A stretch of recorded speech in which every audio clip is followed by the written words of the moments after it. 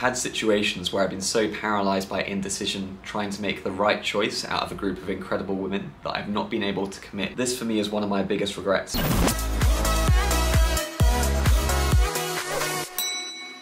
Hello and welcome to the Salt YouTube channel. My name is Paddy. Welcome if you're new here.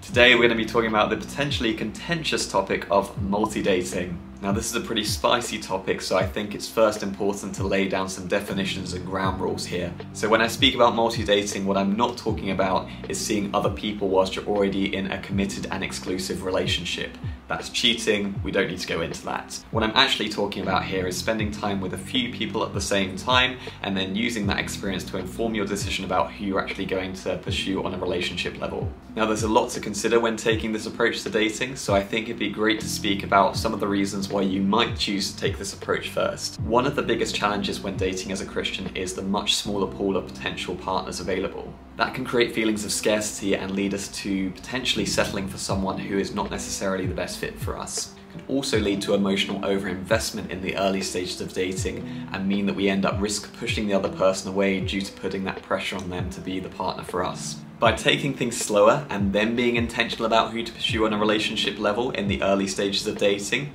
it allows you to break that mindset of scarcity and allows you to keep a more level head so that you're not investing too much emotional energy into one person, and also means that you're more likely to be able to understand what your likes and dislikes are in a partner and make the best choice for you out of the available options. Another advantage to this approach is that by not putting all of your eggs in one basket, it's much easier to bring your true self to the table and not end up creating an image that you think the other person is going to enjoy. This in turn makes it way easier to spot true compatibilities and incompatibilities when you're getting to know people and allows you to make a more informed decision about who's going to be a good fit for you. The final pro for taking this approach to dating is having a better understanding of the qualities that you do and don't want in a partner. By going on more dates, you're going to have exposure to a wider variety of character traits, some of which you might realise that you really like, some of which you might realise that you really dislike. And by having that better understanding, you're going to have better insight into what a good relationship looks like for you. But there's always two sides to every coin. Now that we've talked about some of the advantages of seeing multiple people at the same time in the very early stages, let's talk about some of the major drawbacks. One of the biggest drawbacks to this approach is the paradox of choice. We see this a lot in the online dating space especially, but also in the wider world. As humans, we're really bad at committing to a choice when we know that we have multiple options available. And to be completely transparent and upfront with you guys, this is an area where I've really struggled in the past.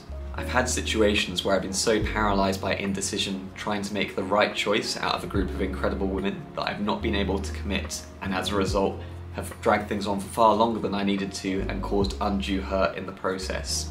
This for me is one of my biggest regrets, and even though I was upfront and honest and transparent about where the relationship stood with each one of these people, it's something that I still had to really work through in prayer to come to peace with afterwards. That brings me on to my second major disadvantage, which is that this just doesn't sit well in the hearts of some people. Now I don't think this is clear cut enough to say what is objectively right or wrong here.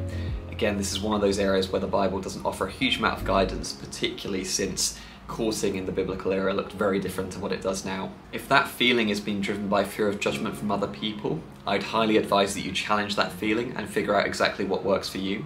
However, if you're sure that this won't sit well on your heart, then this is definitely not the right approach for you. Also, the downside of not investing all of your emotional energy into one person at a time is that it's just going to take way longer to get to know someone. This can also mean that depending upon how many people you're seeing at once and the frequency of the dates, dating is something that ends up taking a huge amount of your time, energy, and finances. This is not necessarily a bad thing, but something that you do need to be aware of when taking this approach. So what's my perspective on this?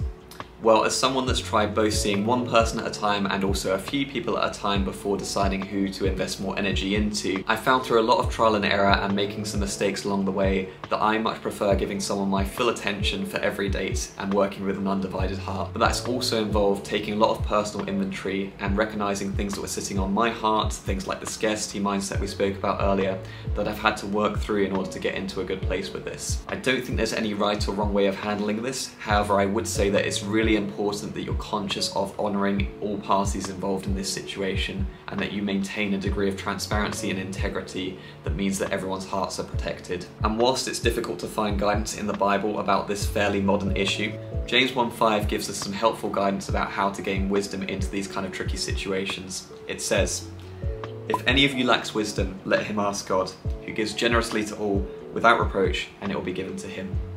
So we know that we can always come to the Father in prayer and pray for wisdom and pray for insight into how we should handle these kind of ambiguous situations. Well, that about wraps up things for today, but I'd love to see some more conversation about this in the comments section below.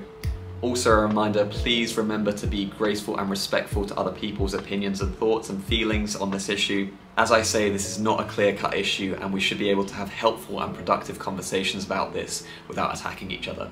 That being said, if you enjoyed this video, please do give it a thumbs up and subscribe to our YouTube channel for more great content like this. We're also on TikTok and Instagram, and if you haven't done so already, check out our new Table Talks feature. There's some really great conversations going on there.